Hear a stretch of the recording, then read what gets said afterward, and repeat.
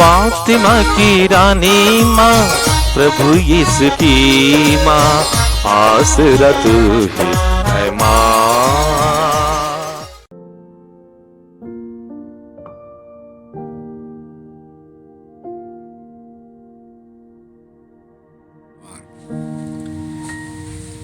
पहला पाठ रोमियो के नाम संत पौलुस का पत्र, अध्याय 16, पद संख्याएं 3 से 9, 16, 22 से 27 तक। यीशु मसीह में अपने सहयोगियों प्रिस्का और अक्विला को नमस्कार, जिन्होंने मेरे प्राण बचाने के लिए अपने सिर दांव पर रख दिए।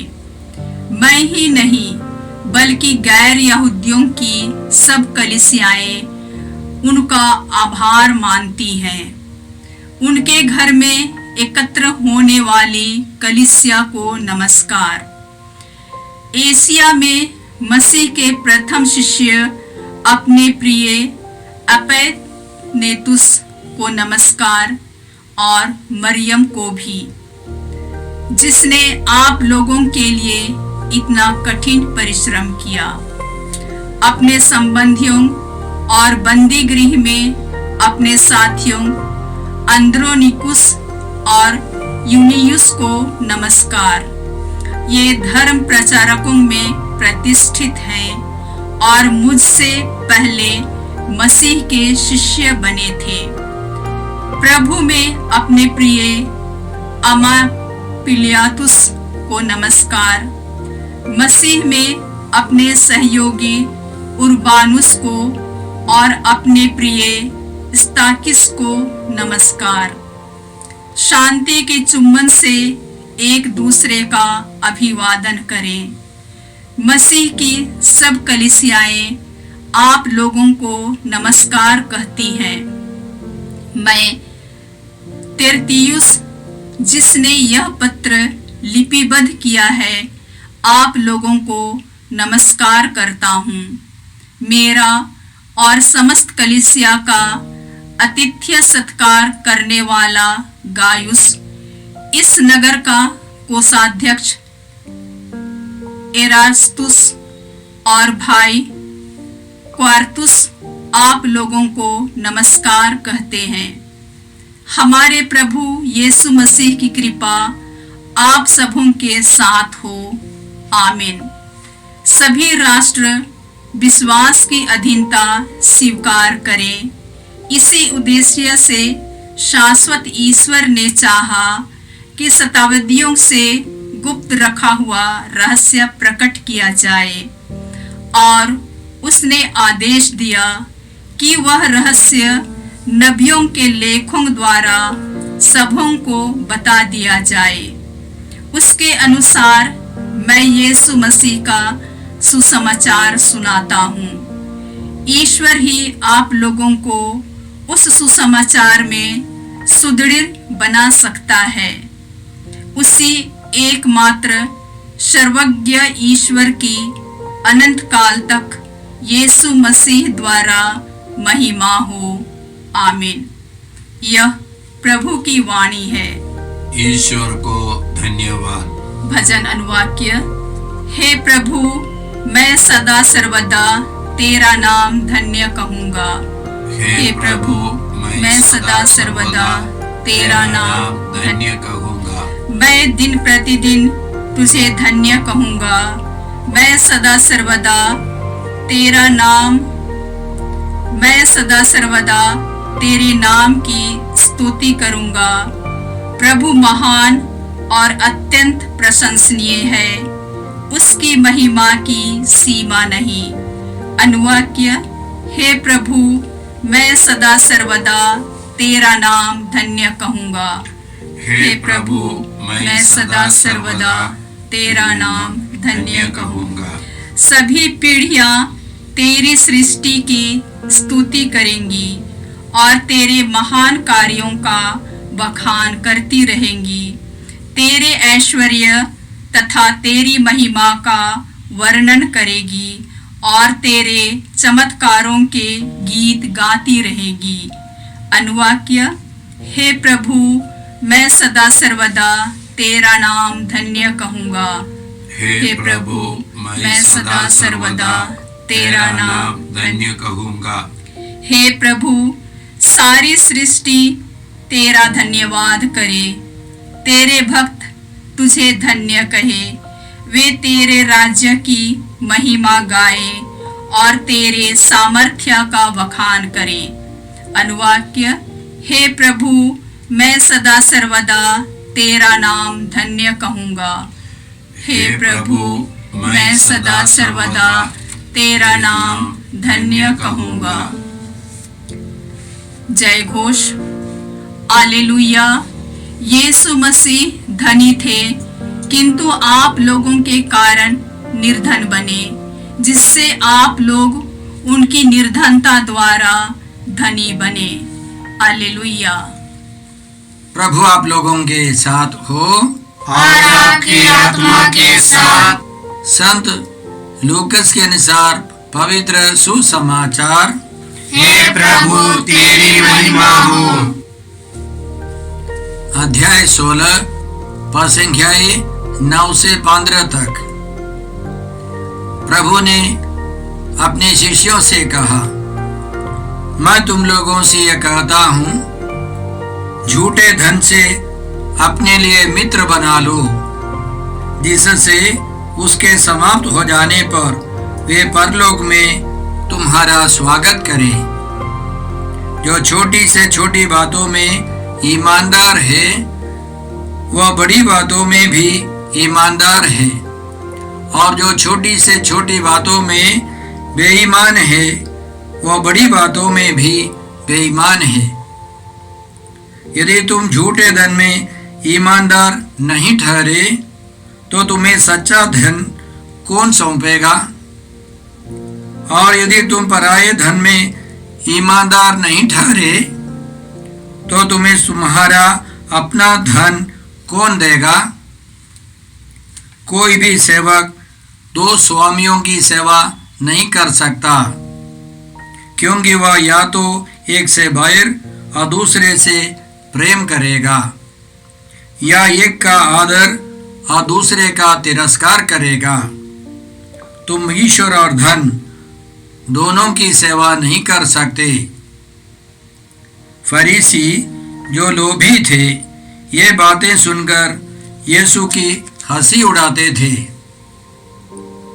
इस पर यीशु ने उनसे कहा, तुम लोग मनुष्यों के सामने तो धर्मी होने का ढोंग रचते हो, परंतु ईश्वर तुम्हारा हृदय जानता है। जो बात मनुष्यों की दृष्टि में महत्व रखती है, वह ईश्वर की दृष्टि में घृणित है।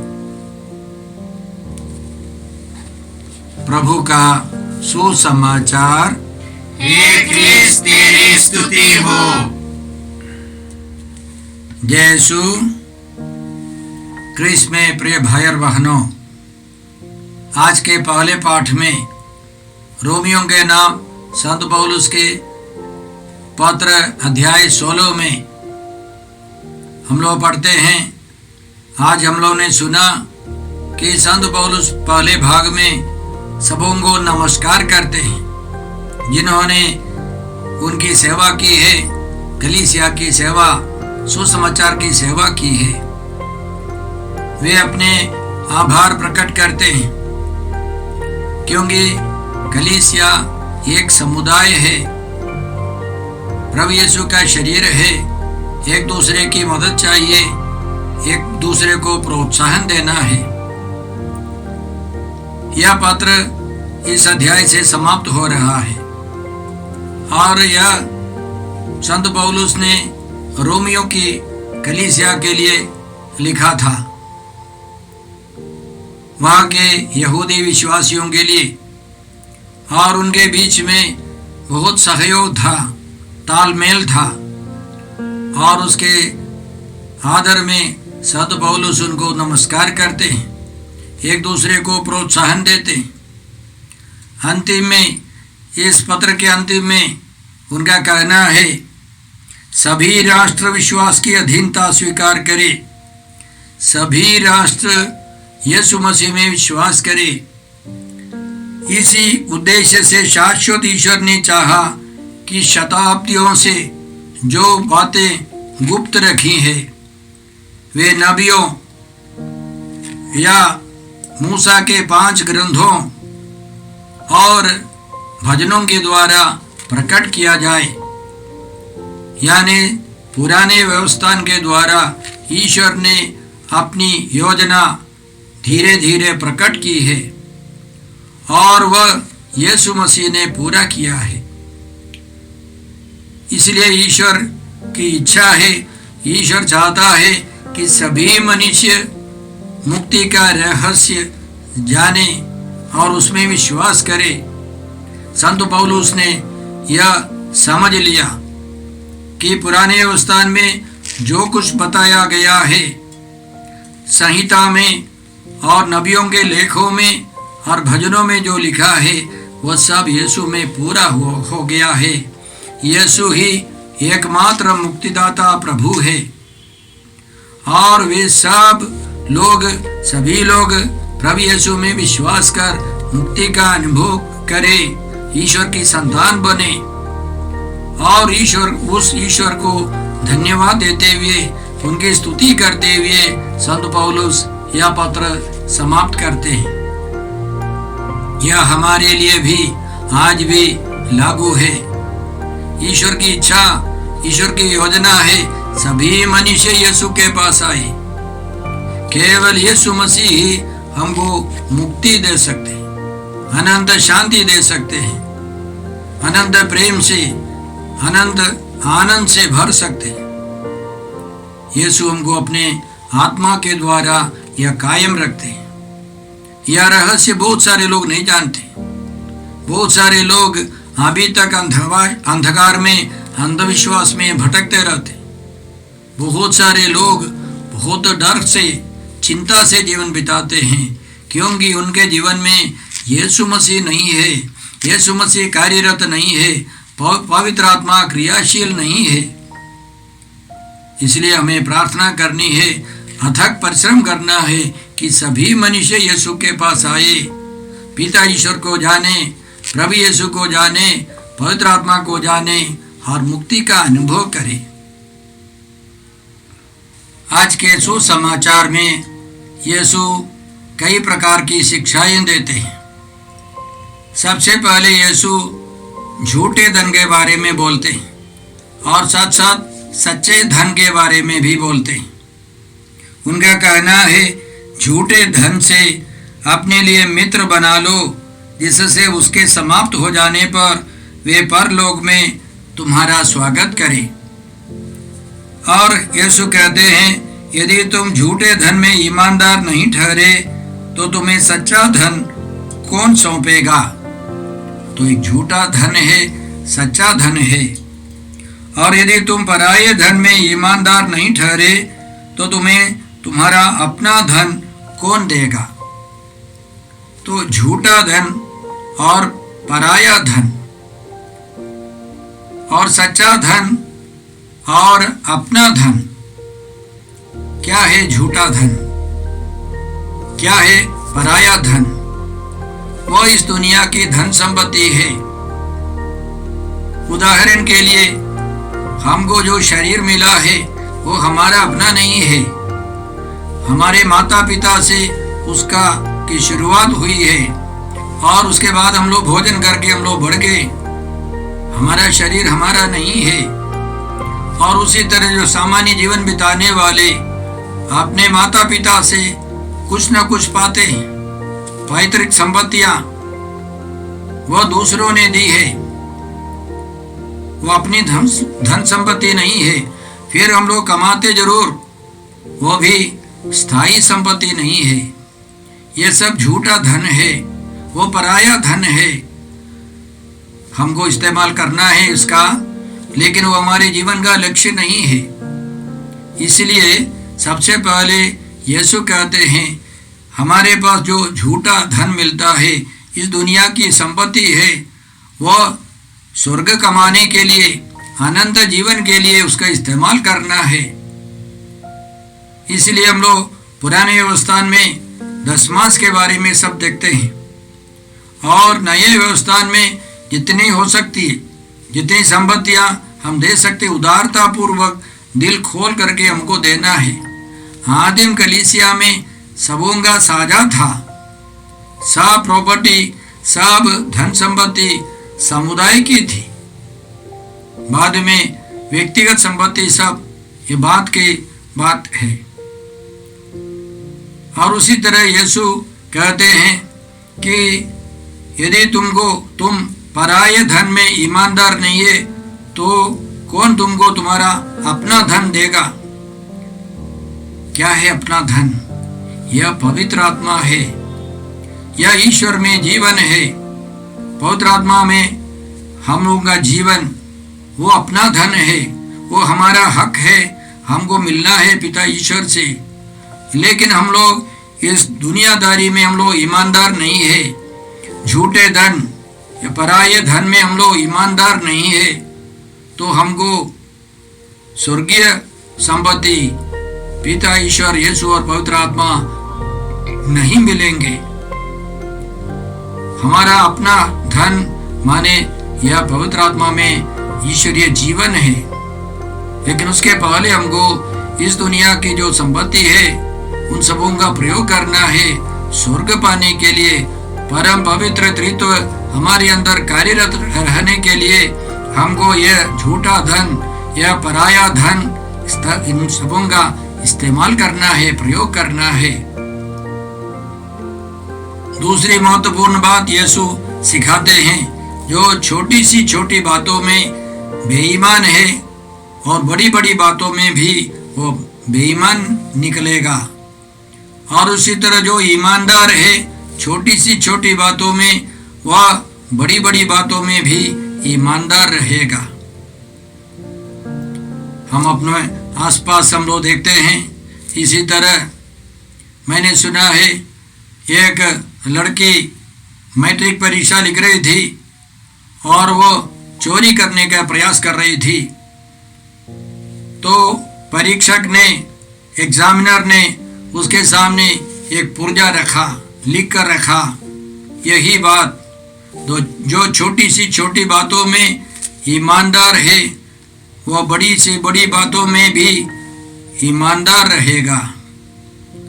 उस लड़की को बहुत बुरा लगा, पश्चाताप की कृपा मिली और उसने आगे पढ़ लिख करके उसने नौकरी पकड़ी। उसको एक बैंक मैनेजर का काम मिला और उसने बैंक के सामने लिख कर टांगा, जो छोटी सी छोटी बातों में ईमानदार है वह बड़ी से बड़ी बातों में भी ईमानदार रहेगा। उसने ऐसे फैसला किया, उस आदर्श पर जीवन शुरू किया था। अब वो चाहती है बैंक के सब लोग, सब कार्यकर्ता, बैंक में आने वाले सब लोग ईमानदार का जीवन बिताए, ईमानदार रहें। बाद में उसने उस मास्टर से, उस अध्यापक से एक बस स्टैंड में मिला तो दौड़ के गई और उसने बताया, सर आप मुझे पहचानते हैं? सर तो भूल गए थे। तो उसने बताया, वो लड़की मैं हूँ जिसने चोरी करने का प्रयास किया था। आपने मेरी आंखें खोल दी, तब से मैंने फैसला किया था मैं छोटी सी छोटी बातों में भी ईमानदार रहूंगी। मैं अब बैंक मैनेजर हूँ, मेरे बैंक में यही आदर्श वाक्य है, सबके सब ईमानदारी का जीवन बिताए। यीशु चाहते हैं हम लोग छोटी बातों में, बड़ी बातों में हमेशा ईमानदार रहें। इसके अलावा यीशु तीसरी एक महत्वपूर्ण बात सिखाते हैं, कोई भी व्यक्ति दो स्वामियों की सेवा नहीं कर सकता है। ईश्वर और धन दोनों की सेवा नहीं हो सकती है।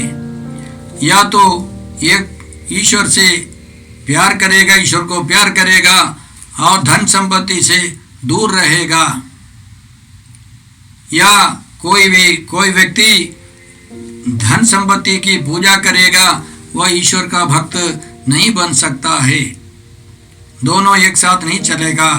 शैतान और ईश्वर की पूजा एक साथ नहीं हो सकती है। आग और पानी एक साथ नहीं रह सकते। इसलिए हम लोगों को फैसला करना होगा, मैं किसके पक्ष में रहूंगा? मैं ईश्वर के पक्ष में रहूं या शैतान या इस दुनिया के पक्ष में रहूं, धन संपत्ति के पक्ष में रहूं? हमारे ऊपर है। यीशु चाहते हैं कि हम सब उनके साथ रहें। यीशु ने कहा था, जो प्यासा हो वो मेरे पास आए और अपनी प्यास बुझाए। यीशु के पास आए। थके मांदे और बोझ से दबे हुए लोगों, तुम सभी मेरे पास आओ, मैं तुम्हें विश्राम दूंगा। यीशु चाहते हैं कि हम उनके साथ रहें। तो इस दुनिया में रहना है, धन संपत्ति जरूरी है, लेकिन वो हमारे जीवन का लक्ष्य नहीं है। उसका प्रयोग करते हुए हमें अनंत जीवन की ओर बढ़ना है। मैं कई व्यक्तियों को जानता हूँ जो इस दुनिया के पराये धन, झूठे धन से इस्तेमाल करते हुए, उनका प्रयोग करते हुए प्रभु के लिए जीते हैं। हमारे इलाके में एक किसान है, वो बहुत धनी था और उसके पास बहुत संपत्तियां थी वर्षों पहले, और उसने जाकर एक करिश्मा छुपी में भाग लिया। उसको मालूम हो गया कि उसकी संपत्ति प्रभु के लिए भी है, गरीबों के लिए भी है, और उसने न केवल दशमांश देना शुरू किया, उस इलाके के सब अनाथालयों में, दिन दुखियों में सब खर्च करने लगा। और बाद में उनकी मृत्यु हो गई। हजारों लाखों लोग उनके दफन संस्कार में पहुंच गए। धन्यवादी भावना से लोगों का कहना है कि उनके खेत में फसल हमेशा अच्छी फसल, और वे खुद बोलते थे कि मुझे जो संपत्ति मिली है वह प्रभु के लिए है, प्रभु के बच्चों के लिए है, केवल मेरे लिए नहीं है। हम जानते हैं इस दुनिया में बहुत सारे बड़े बड़े धनी हैं। हमें प्रार्थना करनी है कि वे सब यह सच्चाई पहुंचाने, वे अपनी धन संपत्ति गरीबों में बांटने के लिए, शेयर करने के लिए सीखे। इस दुनिया की जो झूठी धन संपत्ति, झूठा धन स्वर्ग कमाने के लिए भी है, यह सच्चाई सबके सब जाने। अंतिम में हम लोगों ने सुना, जब यीशु इसी तरह की शिक्षा देते थे तो फरीसी और शास्त्री सब यीशु की हंसी उड़ाते थे, यीशु पर मजाक करते थे। तो यीशु ने एक बहुत महत्वपूर्ण बात बताई, तुम लोग मनुष्यों के सामने तो धर्मी होने का ढोंग रचते हो, परंतु ईश्वर तुम्हारा हृदय जानता है। जो बात मनुष्यों की दृष्टि में महत्व रखती है वह ईश्वर की दृष्टि में घृणित है।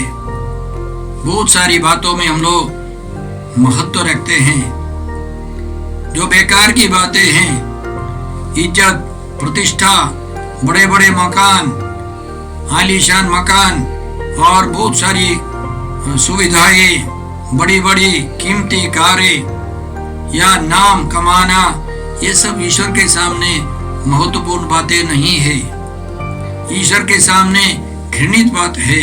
ये सब अल्पकालिक है, नष्ट होने वाले हैं। याद रखें, यीशु ने अपने शिष्यों को सचेत किया था कि हेरोद के खमीर से और फरीसी और शास्त्रियों के खमीर से दूर रहना है।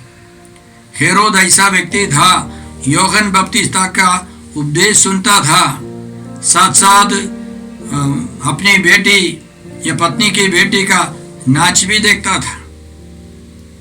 दोनों साथ साथ चलेगा।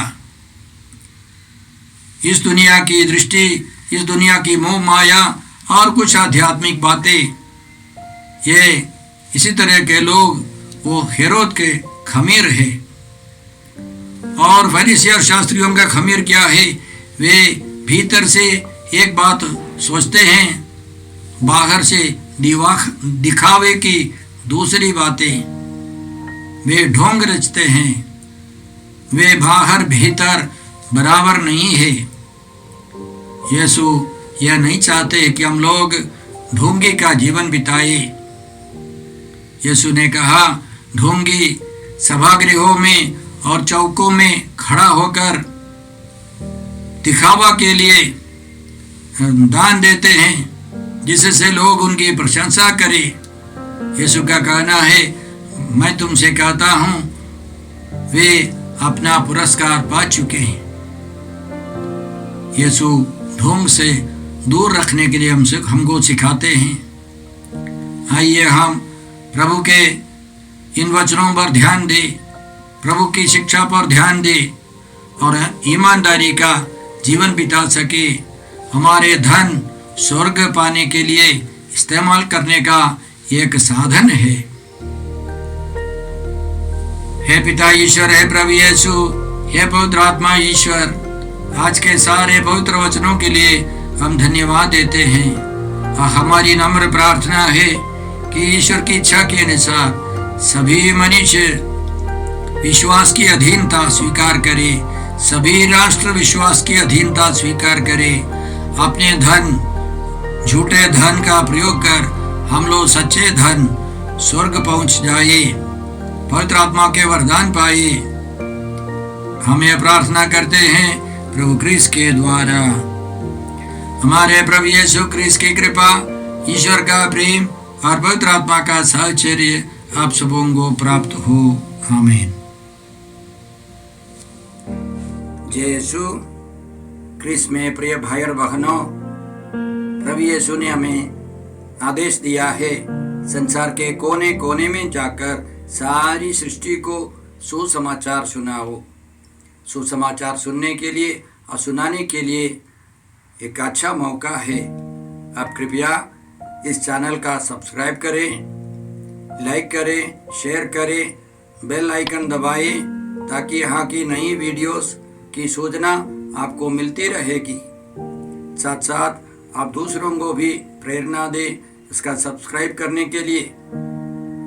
याद रखें, कल के मिसा के दैनिक पाठ और उस पर टिप्पणियाँ आज ही दोपहर के बाद हम लोग अपलोड करते हैं। कृपया आज ही उसको सुनकर कल की तैयारी करें। प्रभु यीशु आपको और आपके परिवार को 100 गुनी आशीष देंगे। जय यीशु।